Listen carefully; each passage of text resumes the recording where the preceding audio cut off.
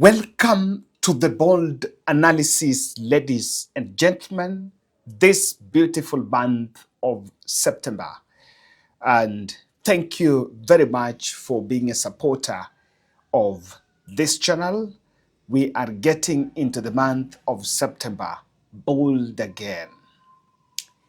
If President William Ruto will not face the monster called corruption in this country, then it only means that he's part of the ring eating the economy, and all the poetic talk about social health authority, SHA, the houses that are now coming up, and the funding, education funding model, devolution, and kilometers of roads that are being constructed are to be constructed will not make any change.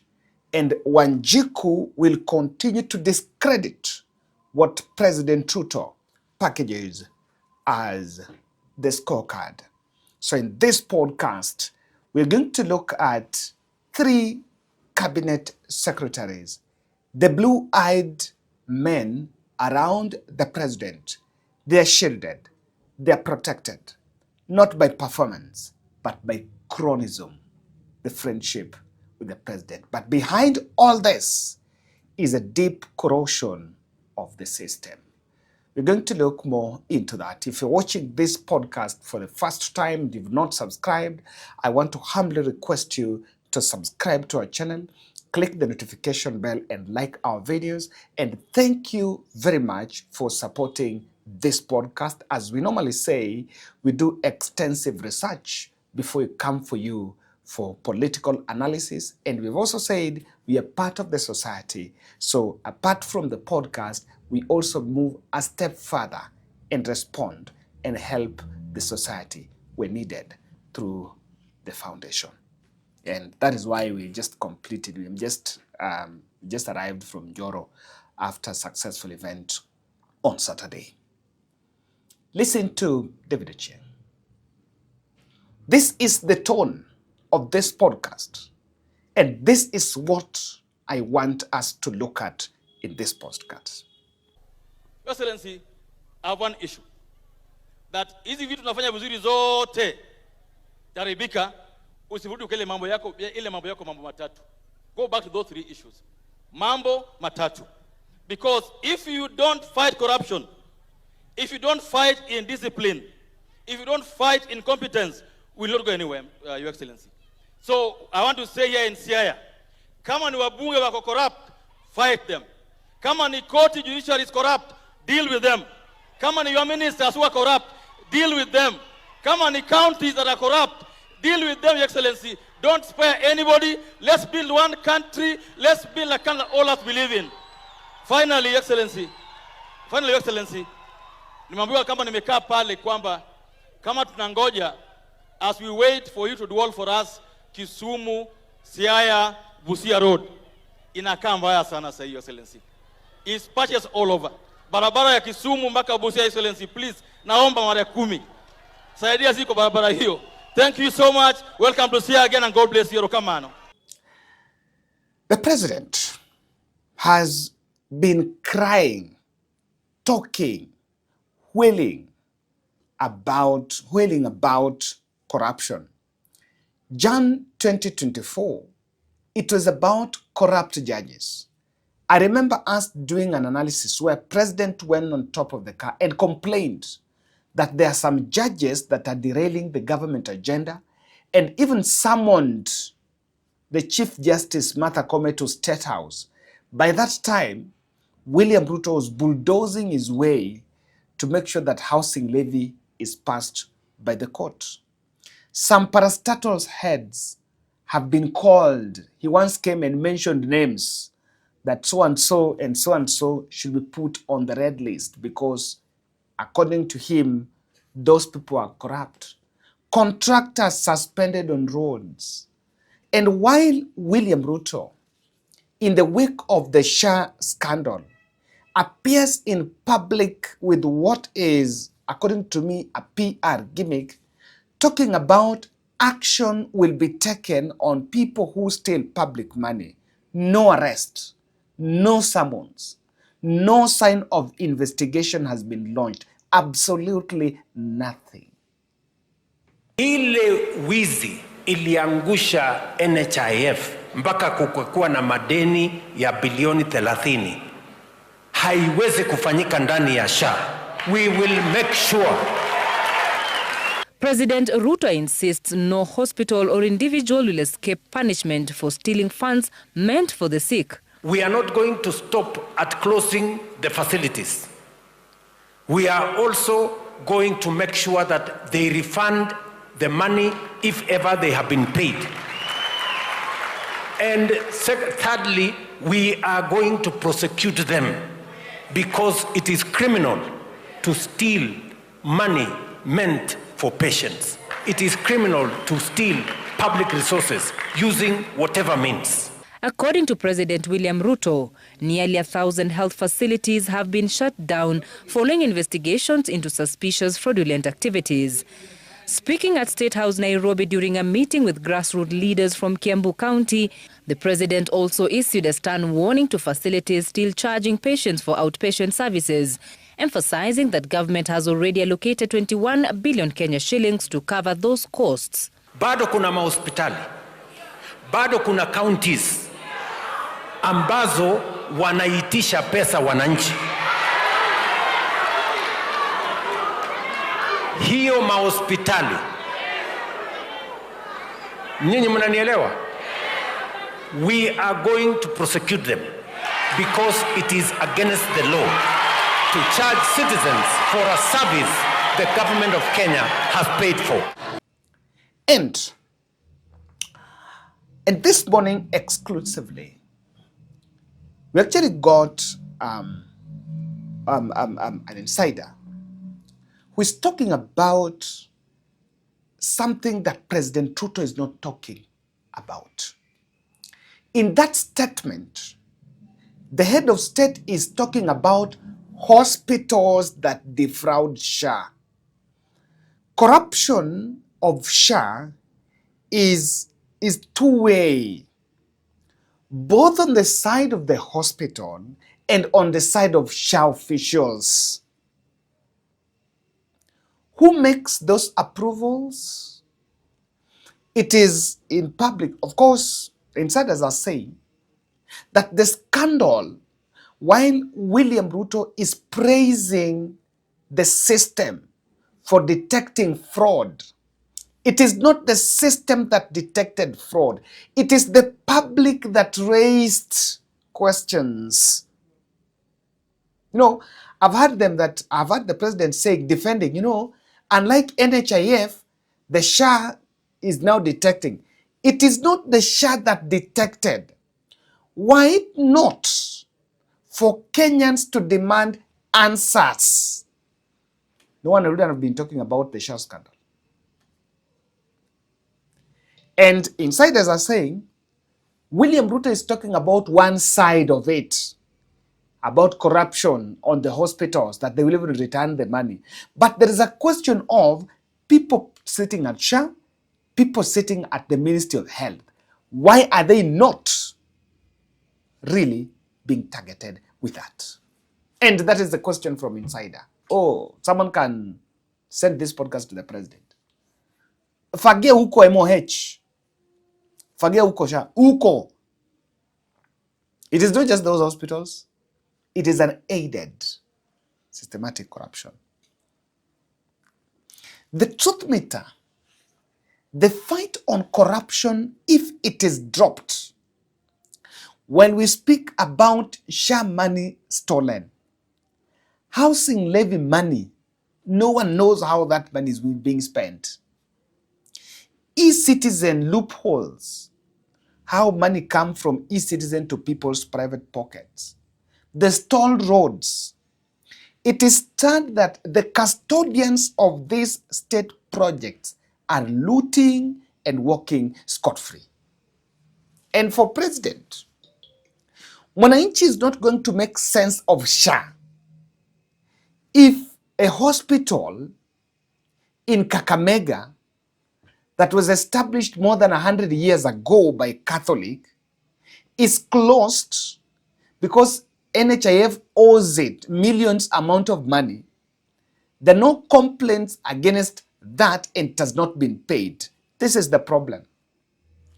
Hospitals, facilities that have friendly environment, that have a friendly engagement by the SHA people can get approvals very fast. Their claims can be proven paid on time and quickly. But those that are perceived not to be, maybe zenye ziko in good terms. In fact, can I shock President Ruto? Do you know some facilities even give kickbacks for their claims to be paid? Kickbacks. So that SHA approve. I think last week I spoke to one senior proprietor here who is in that hospitals facility, who owns more than 4 hospitals in this country.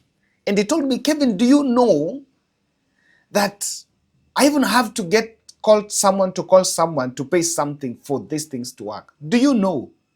And the president is talking about corruption at the hospital. The corruption at the hospital is one-sided. You must go kwa ministry na ufagie. Uko kuna shida. Uko mali Duale yakitajwa, naona Duale anapiga kelele. Huko kuna shida. And let me show you something, just to tell you about why fighting corruption is the strongest pillar of achieving anything by the government. I was in Joro. Look at this road. It was launched in 2023. This barabara comes from Naisut to Biston. To Biston. From Biston to Elbagon, Nawina, Elbagon. And let me zoom. Nawina, Elbagon. Yeah. So it's two-way. Yeah. Oh, so they started constructing it from Naisut, coming to Biston. Coming to Biston. Yeah. And they've only done 4 kilometers. Only. And it was launched 2 years ago. Yeah. April 2023, 6th, as you read there. Exactly. The contractor did not come, or what happened? He just disappeared just the other day. But alikuwa amekuja.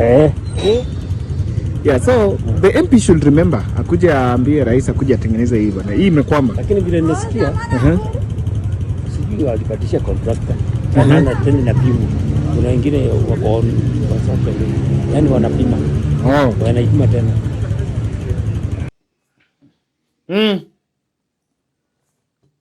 And this is what I'm talking about. We talk about this and that. This is a stalled road, launched in 2023 April. We are in 2025 September.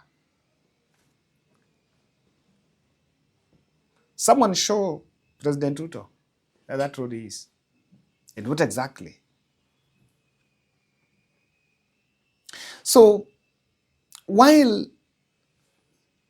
the president has come up speaking boldly about corruption, and in August, that was a discussion that was floated. By the way, even after saying MPs are corrupt, we will arrest them. Have we arrested even one? It is the same story about we will arrest corrupt judges. We'll arrest corrupt parastatal officials. We'll arrest so-and-so. We'll arrest corrupt governors. Probably governors have been arrested, 1 or 2. And the grand cover-up continues. This MP was talking about they should then be let to do the work. Wewe ulisema wabunge kazi yetu ni kupokea hongo. Ulisahau kuambia wananchi hongo ilikuwa inatoka kwako. Sasa kuanzia tukirudi tumeacha, hatutachukua hongo. Kazi yako tu itakuwa kufuta watu wako. Duale number 1. Number 2 tutawaambia kesho. Tukimalizana na wao, na wewe ujue hao wananchi walikupatia kazi ya miaka 5. Kwa hivyo na wewe maliza ukienda tu. Kwa maana hao wamechoka na wewe. Wewe unasema sisi tumekuwa tukitafuta kura, mara tunasema tibim, mara tunasema tialala, mara tunasema one term. Wewe umesahau ulitafuta kura kwa kusema hasla hasla hasla. Agenda yako ilikuwa hasla. Umechukua kiti, umesahau wao hasla. Saa hii ndio wanateseka. Kazi yako ni kusema polisi, mkiona kijana hasla, piga risasi mguu. Kwa hivyo hata wewe umetuchokesha. Maliza ukienda. Yako ilikuwa 5, hatutakuzuia kufanya kazi. Wewe tuanga kazi. Lakini baada ya 5 years, home. Hii broad based tulikupatia donation ya experts. Hapana misuse our experts. Watumie vizuri vizuri, tunawachukua next year December.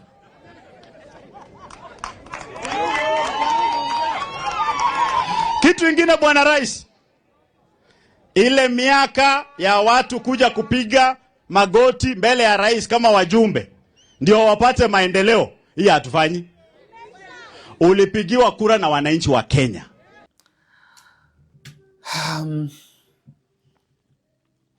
Some roads that were even launched in 2023 are not even complete, like the one I've shown you. So today, Standard documented, had a story, a headline story here, unmoved by outcry. And the editor here is saying something I want us to look at. They have survived scandals that would have ruined lesser men, from the looting of billions under their watch to questionable imports, a high death toll from road accidents, and a serious human rights abuses. But Aden Duale, Davis Chirchir, and Kipchumba Murkomen remain untouchable, shielded not by performance, but by their unbreakable bond with the President William Ruto. In Ruto's inner circle, survival is not about service. It is about loyalty, and scandal is merely the cost of doing business. You know, and you will understand that even as people question, when you question Duale on Cha, he actually engages by attacking the media. He wants to have a back and forth with the media and not respond to the question. Because while he engages the hospitals, or rather while he engages the media, he's not responding. The question is, yes, hospitals zimekuwa blacklisted. How about huku kwa ministry? Ama huku kwa SHA? Nothing. As if huko people are clean. The real corruption iko huko. Dear Standard, this is Itumbi responding.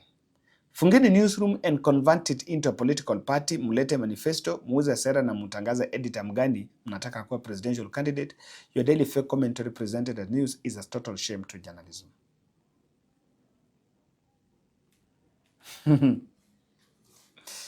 The blue-eyed men that the president cannot touch. Stalled roads, human rights abuses, SHA, the scandals.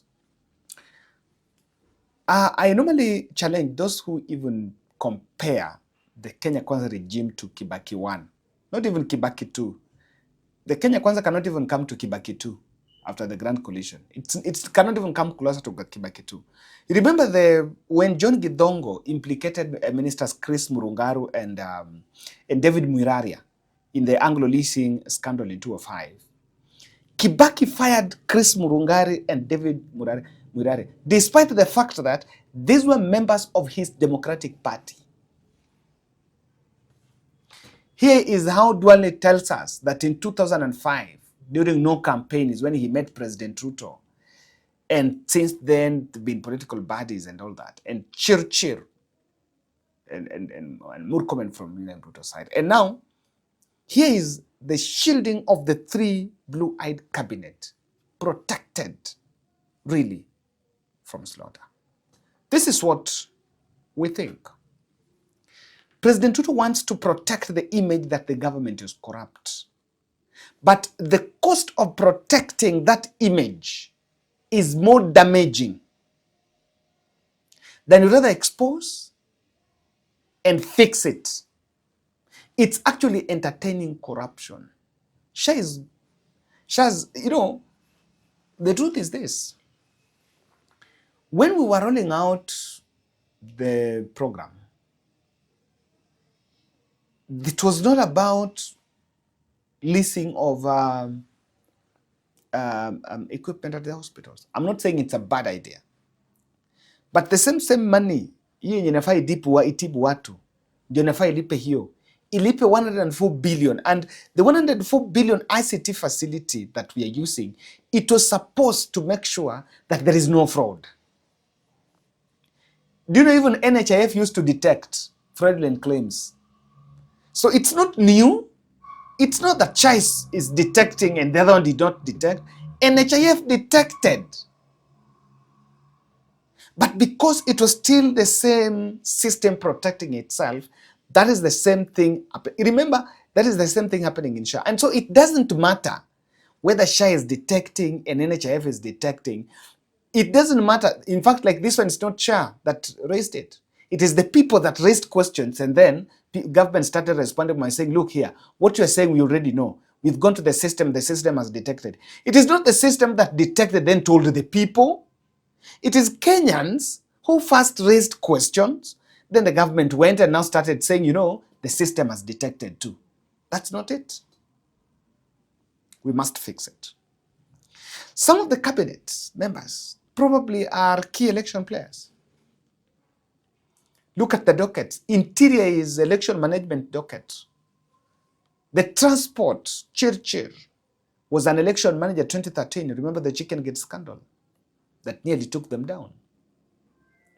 So are we just putting it there because we are managing elections?